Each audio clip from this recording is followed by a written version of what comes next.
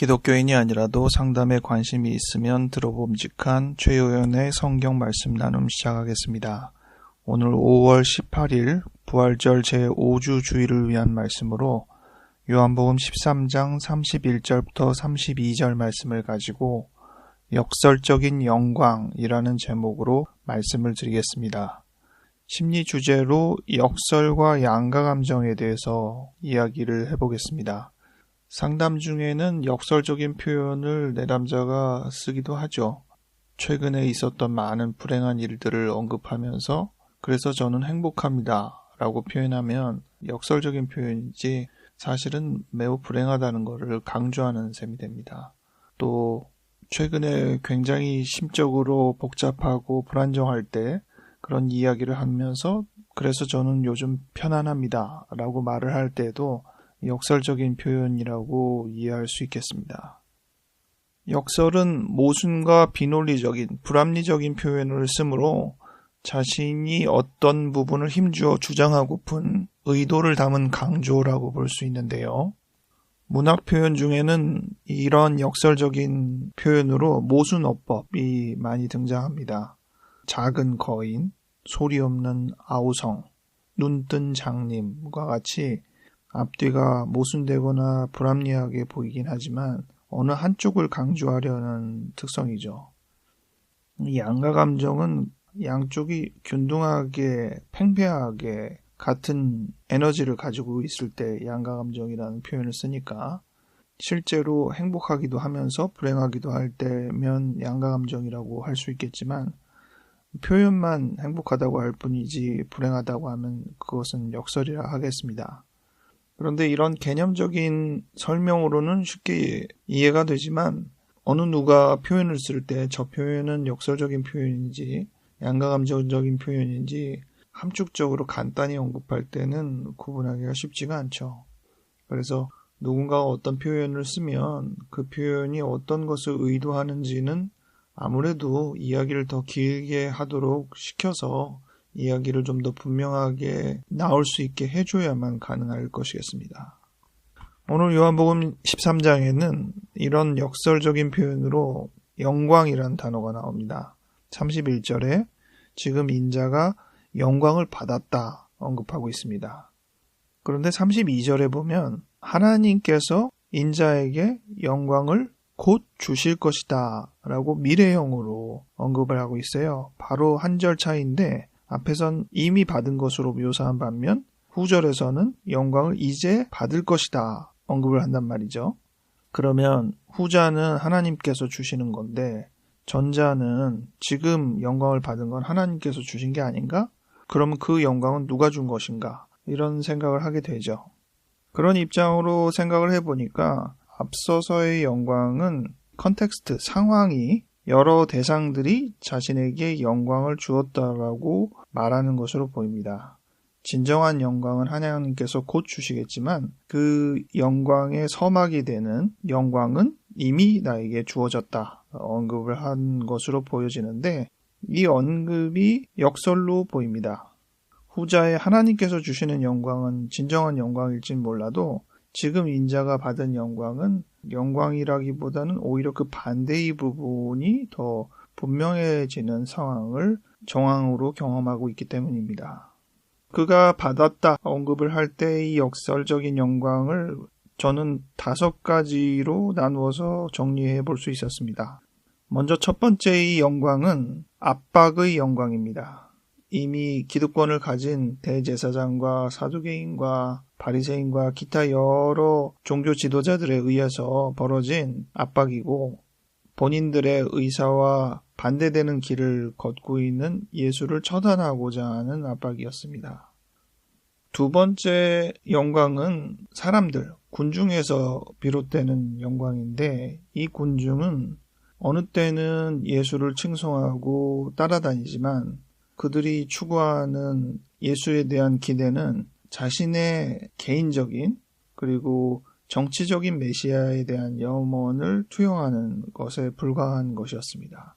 그들이 생각하는 기대에 부응하지 않거나 반대되는 표현을 하는 예수를 볼 때 실망하기도 하고 또 완전히 돌아서서 비난하기도 하는 예수님께서 예루살렘 성에 입성할 때는 호산나 찬양을 부르기도 한 군중이었고, 또 며칠 안 가서 십자가에 못 박으라고 외쳤던 것도 군중이었다는 것이죠. 물론 완전히 동일한 인물들은 아닐 수는 있겠지만 상당 부분이 동일한 인물이 포함될 수 있을 정도로 사람들은 상황에 따라서 군중 심리로 끌려다녔었던 것을 고려하게 됩니다.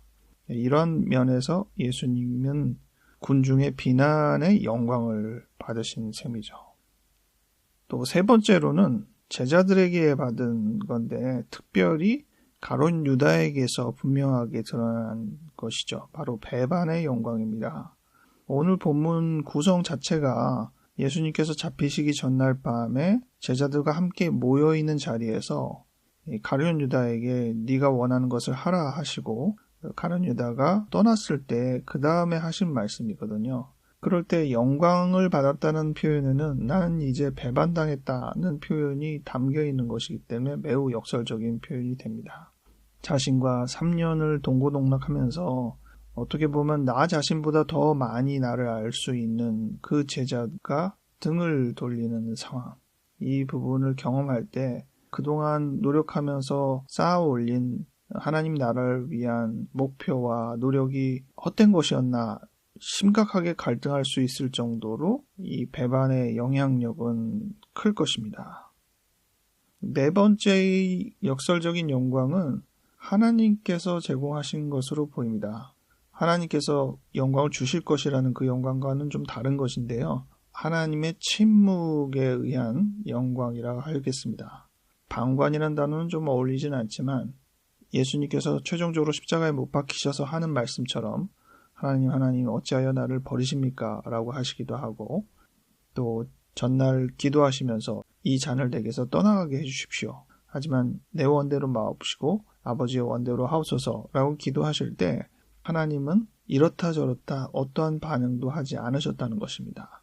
물론 그것은 구원의 여정을 위한 크나큰 하나님의 결단이긴 하지만 이 상황에서만 볼 때는 결정적인 시점에서 하나님이 어떤 응답도 보여주고 있지 않는 것처럼 여기기 때문에 그 또한 예수가 견뎌야 할 굉장히 어려운 영광이라 하겠습니다. 마지막 다섯 번째는 우리가 다 아는 죽음의 영광입니다.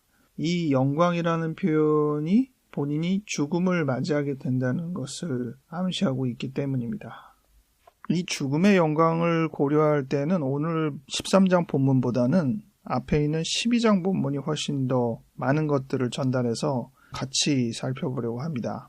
23절에 보면 예수께서 대답하여 이르시되 인자가 영광을 얻을 때가 왔도다 이렇게 말씀하셨어요. 지금 13장에서처럼 영광을 얻을 때에 대해서 언급을 하신 것이죠.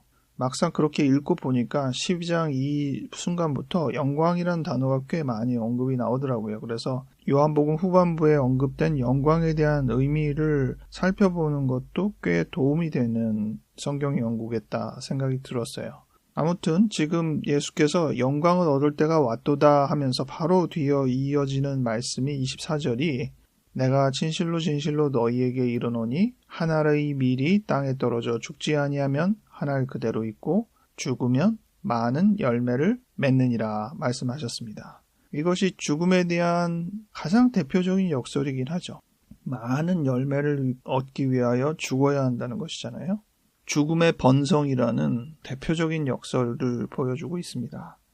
그런데 어떤 상황 때문에 영광을 얻을 때라는 것을 짐작하셨나? 이게 또 재밌어요. 그 앞절에 보면 명절에 예배하러 올라온 사람 중에 헬라인 몇이 있었는데 그들이 예수의 제자를 통해서 우리가 예수님을 만나고 싶습니다 라고 얘기를 했다는 거예요. 그래서 그 얘기를 예수에게 전달하니까 예수께서 그 얘기를 듣고 나서 인자가 영광을 얻을 때가 왔다고 이 얘기를 하셨다는 겁니다.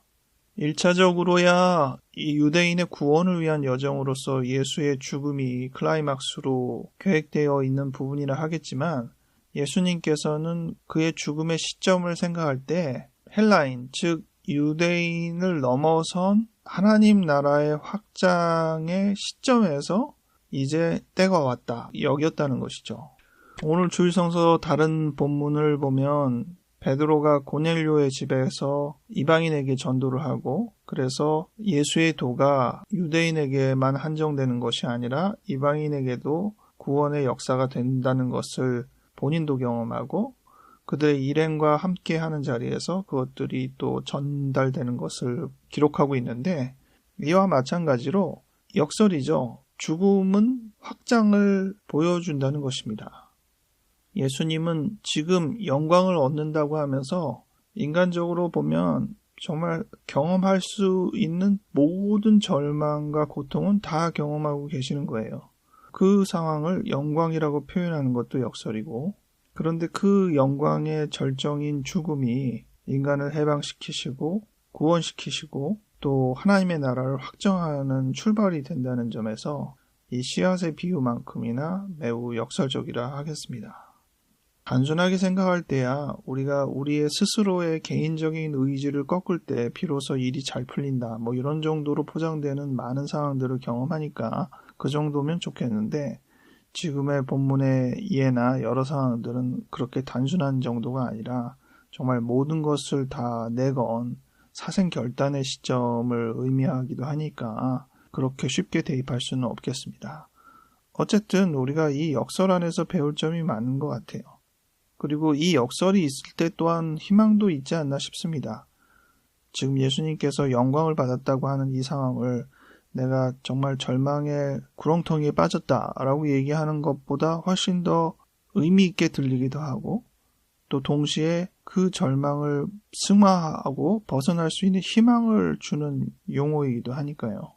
우리의 삶의 많은 부분이 이 역설을 통해서 절망을 희망으로 바꾸고 슬픔을 기쁨으로 바꾸는 것을 우리가 또 알고 있기 때문에 역설 가운데 살고 있는 많은 삶을 응원하며 우리의 지금의 어려움을 어떻게든 잘 이겨낼 수 있는 기회가 되기 바랍니다.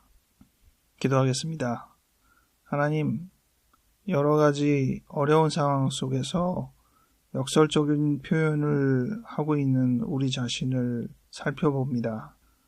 역설을 직접 언급하신 예수님의 그 부분을 오늘 말씀을 통해 묵상하며 우리의 삶의 역설을 또한 마주합니다.